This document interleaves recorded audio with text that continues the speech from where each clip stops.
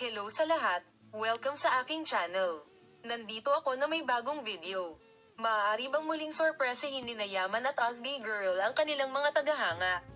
Nakamit ni Kaldem Yaman ang isang bagay na hindi maiisip sa isang hindi inaasahang at kapana-panabik na hakbang sa Turkish entertainment world.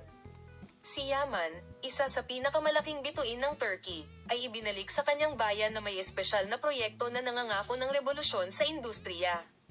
Ayon sa malalapit na mapagkukunan, ang aktor, na kilala sa kanyang charisma at talento sa big screen, ay muling makakasama sa kanyang dating co-star at international icon na si Osgay Girl. Pagbabalik ng isang icon na si Ken Yaman, na naninirahan sa Italy nitong mga nakaraang taon, ay nakamit ang mahusay na tagumpay sa Europe sa mga proyekto tulad ng Viola Come Il Mare at maraming mga kampanya sa advertising. Ang kanyang desisyon na manirahan sa ibang bansa ay nag-iwan ng mga Turkish na tagahanga na walang dala at pinalakas ang mga alingaungaw na ang kanyang pagbabalik sa Turkey ay malamang na hindi. Gayunpaman, ang estratehikong interbensyon ni Golden Yaman, ang sikat na artista at sikat na producer, isa sa mga mahahalagang pangalan ng industriya ng entertainment, ay ganap na nagbago ng larawan.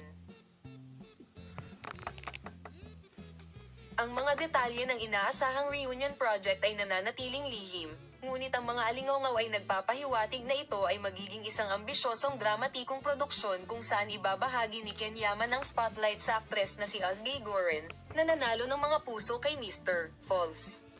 Ang mga tagahanga ng parehong aktor ay humihiling ng muling pagsasama-sama sa malaking screen sa loob ng maraming taon, at tila ang kanilang mga hiling ay sa wakas ay matutupad ayon sa mga mapagkukunang malapit sa koponan.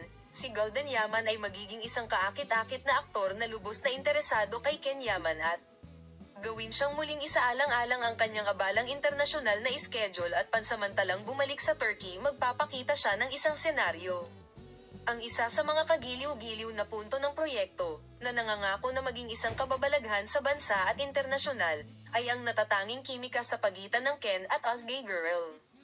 Ang papel ni Golden Yaman. Si Golden Yaman ay kilala hindi lamang sa kanyang katalinuhan sa negosyo kundi pati na rin sa kanyang kakayahang pagsamasamahin ang mga talento at gumawa ng mga hindi malilimutang proyekto. Ang balita na muling magsasama-sama sina Osgay Girl at Ken Yaman para sa kanilang mga tagahanga ay lubos na pinahahalagahan sa social media. Palem, makita ka sa mga bagong proyekto.